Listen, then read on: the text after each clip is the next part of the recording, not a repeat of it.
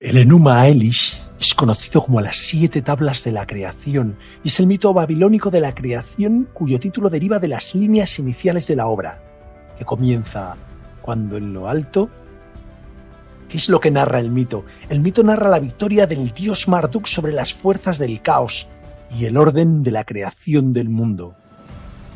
Las tablillas que contienen el mito, que también se conoce como Enuma Elish, se han hallado en diversos yacimientos alrededor del año 1200 a.C.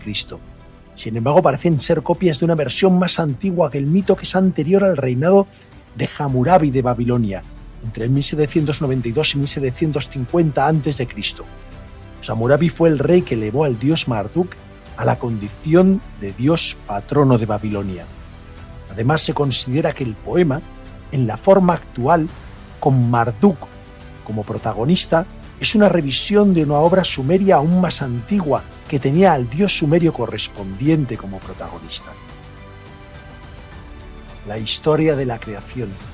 Esta historia es una de las historias más antiguas del mundo y habla del nacimiento de los dioses y la creación del universo y de los seres humanos. Al principio solo había un agua indiferenciada que se arremolinaba en el caos. De ese remolino, las aguas se dividen en dos: el agua dulce y fresca conocida como el dios Apsu y el agua salada y amarga, la diosa Tiamat. Estas dos fuerzas y entidades, una vez diferenciadas, se unen y su unión da lugar a los dioses más jóvenes. Pero los dioses más jóvenes eran muy ruidosos por la noche, no dejaban dormir a Apsu y por el día le distraían de su trabajo. Así que Apsu decide matar a esos dioses más jóvenes. Pero Tiamat, su compañera, al enterarse de su plan, avisa a su hijo mayor, Enki, y este duerme a Apsu y lo mata. Con los restos de Apsu, Enki creará su hogar. Tiamat, sin embargo, que era antes partidaria de los dioses más jóvenes, se enfurece. Han matado a su pareja. Consulta con el dios Kingu, que le aconseja hacer la guerra a los dioses más jóvenes. Como recompensa, Tiamat da a Kingu las tablas del destino, que legitiman el gobierno de un dios y controlan los destinos, y Kingu las lleva con orgullo como coraza.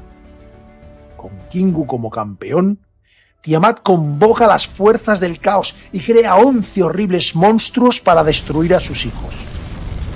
Enki y los demás dioses jóvenes luchan inútilmente contra Tiamat, hasta que entre los dioses jóvenes surge un campeón, Marduk, que jura derrotar a Tiamat.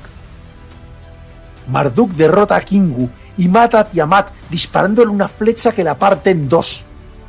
De los ojos de Tiamat brotan las aguas de los ríos Tigris y Éufrates, los dos ríos que definen Mesopotamia.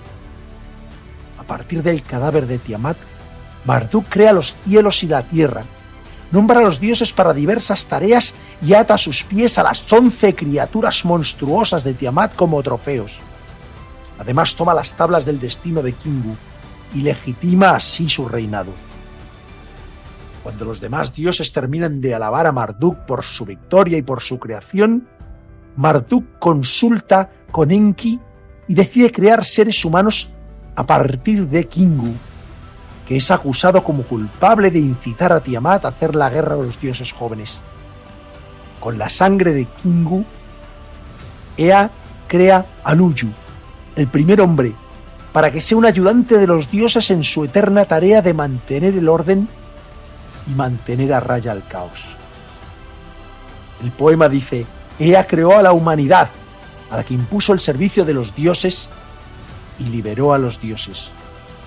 Ea es otro nombre de Enki. Antes del siglo XIX se creía que la Biblia era el libro más antiguo del mundo y que sus relatos eran totalmente originales. Sin embargo, a mediados del siglo XIX, diversos museos europeos, instituciones académicas y religiosas patrocinaron excavaciones en Mesopotamia para encontrar pruebas que demostraran históricamente los relatos de la Biblia. Lo que encontraron fue todo lo contrario. Una vez traducido el lenguaje cuneiforme que se utilizaba en Mesopotamia, se comprendió que varias de las narraciones de la Biblia eran de origen mesopotámico. El Enuma Elis había servido de inspiración a los escribas hebreos que crearon el texto que hoy conocemos como Libro del Génesis.